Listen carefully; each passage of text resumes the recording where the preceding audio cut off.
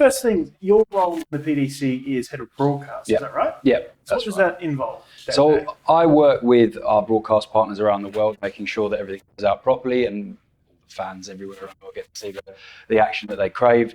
We also work with the local broadcasters, whether it's over here when we're working on the ANZ Premier League, or whether we're at home with Sky or ITV. We work with as many people as we can to make sure it looks as good as it can on television. So my main role is to help out with the production side, but also manage the relationship between the broadcasters and ourselves. Yeah, okay, interesting.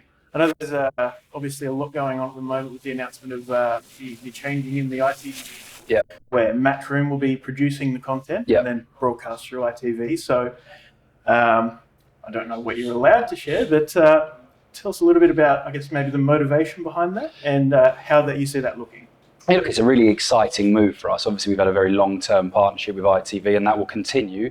We'll just take a bit more control over the production side of things and how it looks on TV.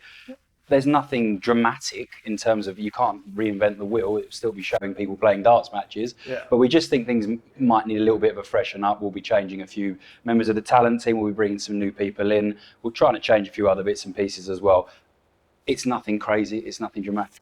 But we want to make sure darts is presented in the right way with the right people to take us forward over the next 5 to 10 years. We want there to be a PDC look and feel. Again, we'll continue working with Sky, who will lead the production on their events, but we're hoping to come together with them, again, another broadcast we have a fantastic relationship with.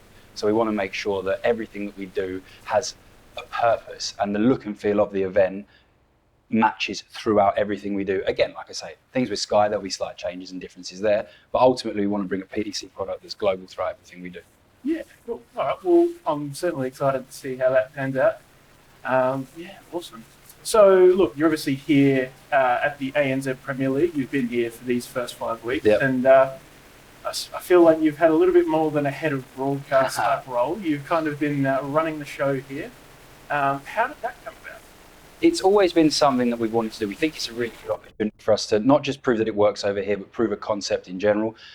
Who knows where that ends up, but it's been exciting to give people the opportunity to play more than just once. You see the World Series events, we come down here once a year, and with no disrespect to the guys playing, we're absolutely brilliant. The likelihood is, more often than not, the top players in the top 10 of the PDC or America are probably going to win. So these guys get one game once a year. Something like this gives them the chance to play week in, week out against people of the exact same standard and improve. I mean, you've been here every week as well. You've seen how good these guys have got. Absolutely no problem whatsoever with how they've been playing. There's obviously nerves when we come across here and we start wondering whether it's the right thing to do, whether it's the right time. But so far, so good. I mean, the crowds have been great. I've got to say the players have been brilliant. It's that understanding of what we're trying to do. There's been no problems with any of them. They've all got the process that we're going through. And I think it's been really positive. I hope everyone's enjoyed it, but I think it's gone really well so far.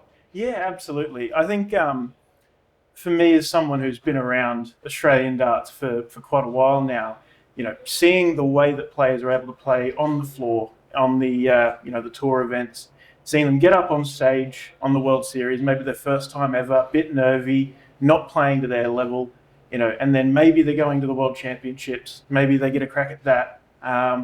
You know, it's tough to see someone you know is a very capable player really struggle to battle the nerves, and someone like Joe Comito, who's had so many cracks on the World Series and a couple of times at the World Championships. This is, you know, for all of these guys, giving them that routine, week in, week out stage experience. And I think that's definitely going to be valuable long term. Well, we hope so. And I mean, again, it's kind of been we've all been working together on this. It's a smaller team than what we normally have on one of our bigger events, but it doesn't mean the quality has to drop.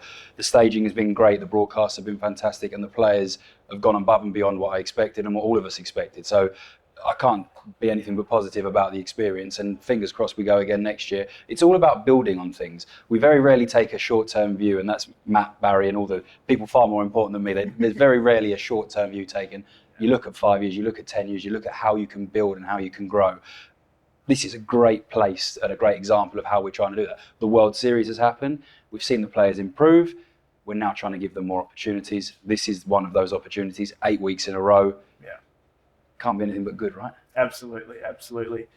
So I feel like, correct me if I'm wrong, but I feel like outside of the UK and Europe, Australia was one of the first countries, if not the first, to really sort of break through that mold. You know, you had the rise of Simon moving over to the UK. You then had the World Series that was started at Luna Park in Sydney, and it grew and grew, and yeah, Aussie darts was really going up to a level, and it felt like year in year out there was a qualifier winning a game on the TV stage. And I know that Matt, in an interview some time ago now, said that things needed to freshen up down under, I think, and with the launch of the ADA and the ANZ Premier League, I think that's definitely what's coming. I guess my thought maybe is what was the motivation with Australia and New Zealand being the first place to launch this? Because there's successful tours in Asia and in the US and Africa now as well.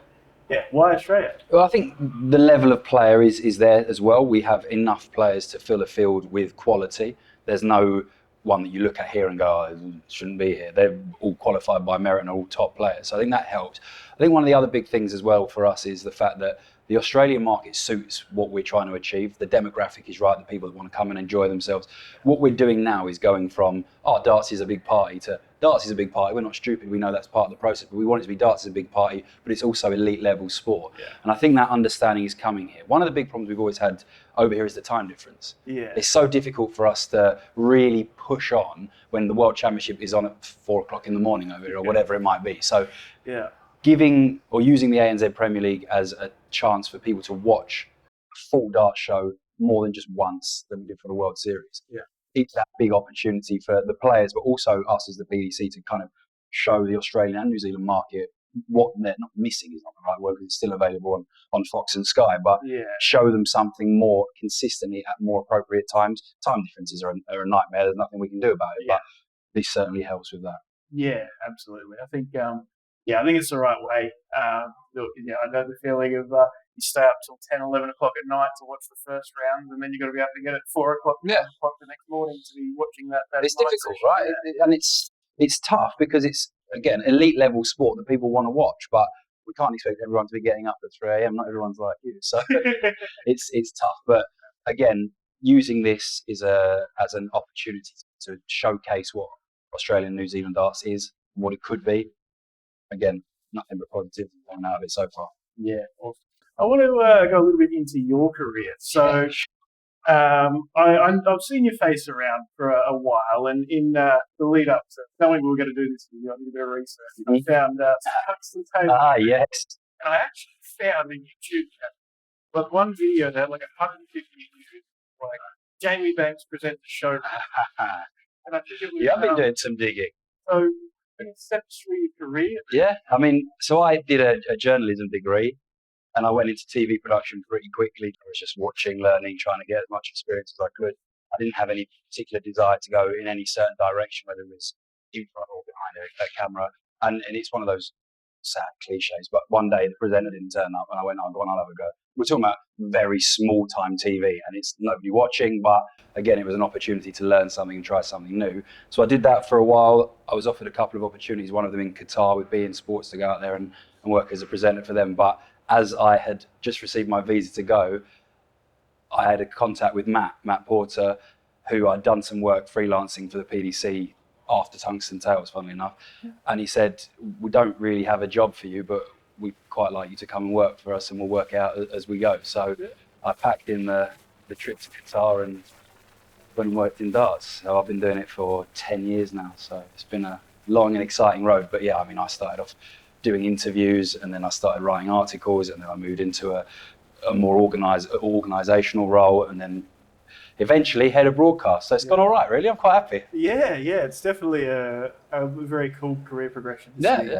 Yeah, and I guess it's that's one of the things about darts is it tends to be a little less of like working your way up the ladder as such. Darts is a bit more of at least in the past has been, right place, right time. You know the right people. You're there to make the most of some opportunity that comes forward. So it's quite cool to hear that that's how you kind of. Yeah, listen, we're always afforded opportunities. Matt, Barry both want people to succeed. It's not a closed shop. You get a chance and you have to try and prove yourself. I like to think I've done all right, but it's a great organisation to work for. We are getting bigger, PDC in general, but Matchroom 2 is getting bigger and bigger. So it's exciting to see how things change. I mean, there is probably more structure than there's ever been before in terms of roles and responsibilities, but as you'll have seen here, when there's work to do, you've got to get your hands dirty. Yeah. If you put out the 180 cards, you make someone a cup of tea, you help with the lighting, you do anything you can. You make sure that you're available and you make sure you can help, because you never know what you might learn as well. Yeah. It's a great place to have a go at different things. But as I said, as we grow, there is more structure, and my role in particular is one with a much more heavy focus just on the broadcasting when I get back to the UK. Yeah, for sure.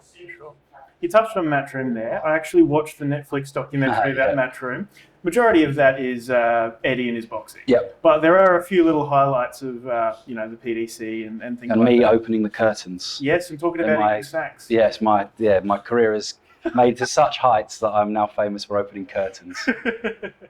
Nice. But I think one of the big things that I noticed in that is that sort of Barry and Eddie are up here at the top. Yep. And then there's Matt with the PDC, I believe it's Frank with the boxing, and there's sort of the heads of the departments. Mm-hmm. And Barry and Eddie kind of seem to be hands-off more, unless they really need to be, right?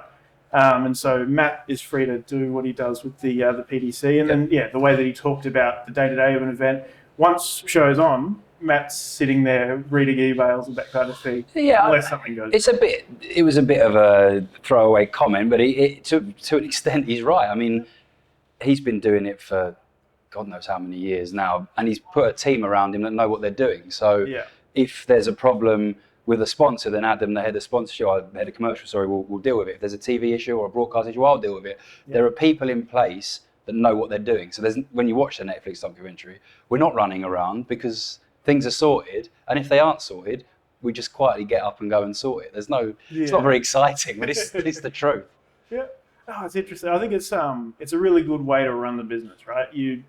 Nobody can do everything, and so you build a team around you that can do each thing really well. And I think it's quite cool to see the PDC heading into that kind of route, and being up there with that kind of top level of boxing and other sports like that. I think it was quite interesting. Yeah, it was really well put together. I mean, again, you trust the people you work with, and we've got a really great team. So I'm just a very small part of a massive organisation, and really enjoy it.